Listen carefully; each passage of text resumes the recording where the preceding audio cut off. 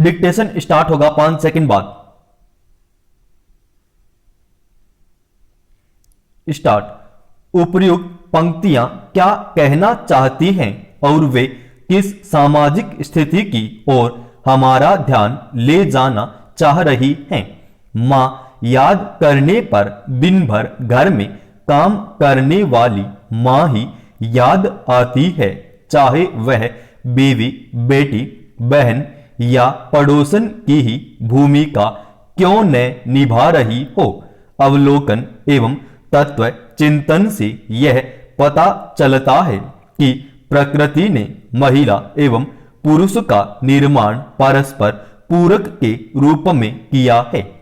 स्त्री एवं पुरुष के बीच का शाश्वत मूल प्राकृतिक या वास्तविक संबंध समानता का होता है, न कि एक गौण और दूसरा प्रधान हो।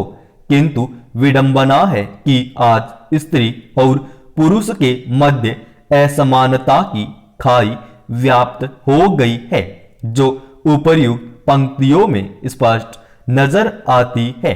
हमें यह देखना होगा कि इस असमानता का स्वरूप क्या है, अर्थात नारी को आज किन किन रूपों में अन्याय, अत्याचार एवं अपमान सहन करना पड़ रहा है और किन विधियों द्वारा महिलाओं की स्थिति में समानता की पुनर्स्थापना की जा सकती है।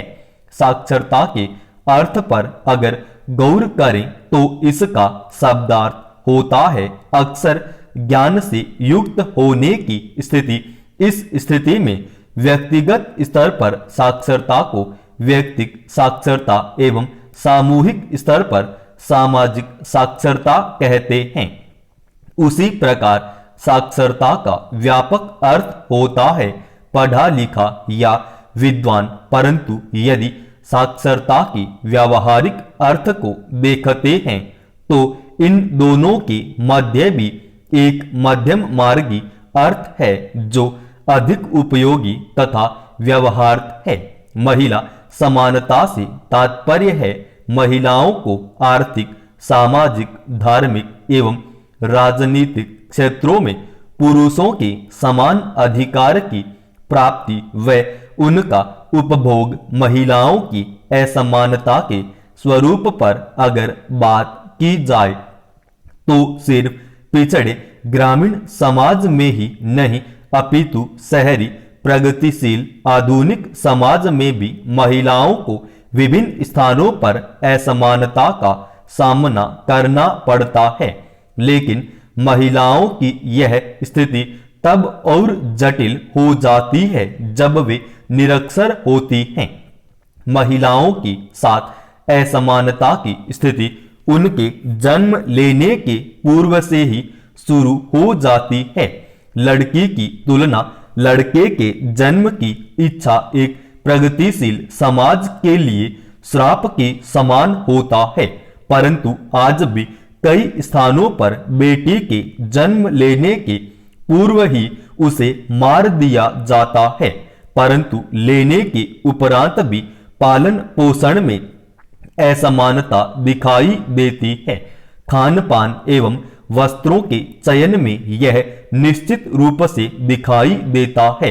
शिक्षा के संदर्भ में बात की जाए तो आज भी पुरुष साक्षरता दर महिला साक्षरता दर की अपेक्षा ज्यादा है, जो समाज की हकीकत को बयां करता है। नौकरी में अवसर की संदर्भ में देखा जाए तो वहां भी पुरुषों को महिलाओं की अपेक्षा अधिक वरीयता प्राप्त है। अधिक शारीरिक श्रमावली नौकरियों में पुरुषों का एकाधिकार स्थापित है एवं बच्चों के जन्म से लेकर लालन पालन की जिम्मेदारी उठाने में कारण भी महिलाओं को कई जगह नौकरी में प्राथमिकता नहीं दी जाती है। आर्थिक स्वतंत्रता के मामले में भी महिलाएं पुरुषों की अपेक्षा पीछे ही पाई गई हैं। न उन्हें इच्छानुसार अर्थ करने की स्वतंत्रता होती और न ही घर की अर्थव्यवस्था पर अधिकार खेल कूद से लेकर स्वास्थ्य स्थिति तक में पाया गया है कि इन सब क्षेत्रों में भी महिलाओं की पुरुषों की अपेक्षा निम्न है। इन सभी को देखते हुए यह जरूरी हो गया है कि समाज द्वारा इन असमानताओं को दूर करने के प्रयास किए जाएं, लेकिन इससे पहले यह भी जरूरी है कि महिलाएं अपने अधिकार की रक्षा हेतु स्वयं सामने आएं और समाज का कर्तव्य है कि उन्हें इस कार्य में सहयोग करें। समाज में नारी के प्रति व्याप्त असमानताओं को दूर करने के लिए नए एवं समान कानूनी व्यवस्थाओं और उनका क्रियान्वयन आवश्यक है। गर्भ परीक्षण, पोषण, उत्तराधिकार एवं नौकरी जैसे अनेक क्षेत्रों में अब भी कानूनी व्यवस्थाएं अपूर्ण एवं विसंगतिपूर्ण है। समान कानून बनाना एवं सुधारना ही पर्याप्त नहीं, उनका सही रूप से क्रियान्वयन भी हो, ऐसी व्यवस्था स्थापित करना आवश्यक है। समाज में बुद्धिजीवी लोगों को एकत्रित कर नारी की सामाजिक स्थिति में सुधार एवं उत्थान के संबंध में अनेक कानूनी प्रयास किए जाने चाहिए। कानूनी समानता संबंधी तमाम उपायों के बावजूद आज देश की काफी कम महिलाएं राजनीतिक पदों पर पहुंच सकी हैं।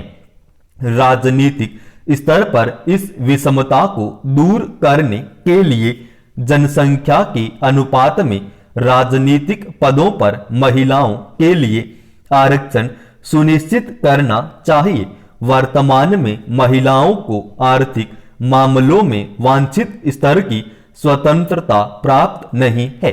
संपत्ति में समान भागीदारी देकर एवं आर्थिक अनुबंधों में लगी पाबंदियां हटाकर महिलाओं के आर्थिक अधिकार को संरक्षण प्रदान किया जा सकता है। नारी समानता की पक्षधर धार्मिक व्यवस्थाएं भी पुनः प्रखरता से लागू की जानी चाहिए।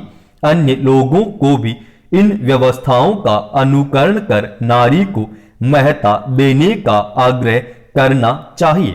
खेलकूद के क्षेत्र में महिलाओं की भागीदारी सुनिश्चित करने के लिए विशेष आर्थिक प्रावधान, विशेष खेल के मैदान, महिला क्रीड़ा शिक्षिकाओं की नियुक्तियां, महिला खेल छात्रवृत्तियां एवं साथ ही पृथक खेल टूर्नामेंट आयोजित कराने चाहिए। साक्षरता से महिलाओं में नवीन चेतना का संचार होगा। चेतना या जागृति आने से तमाम प्रकार की असमानताएं, अन्याय, अत्याचार जैसी स्थिति दूर हो जाती है। साक्षर समाज राजनीतिक, कानूनी एवं व्यवस्था संबंधी तथा परंपरागत उपाय करके लिंग समानता की स्थिति का निर्माण कर लेता है।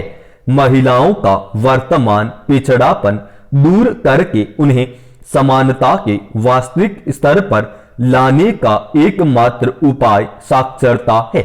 उनका वास्तविक उत्थान एवं असली समानता उनकी साक्षरता में है। समाप्त।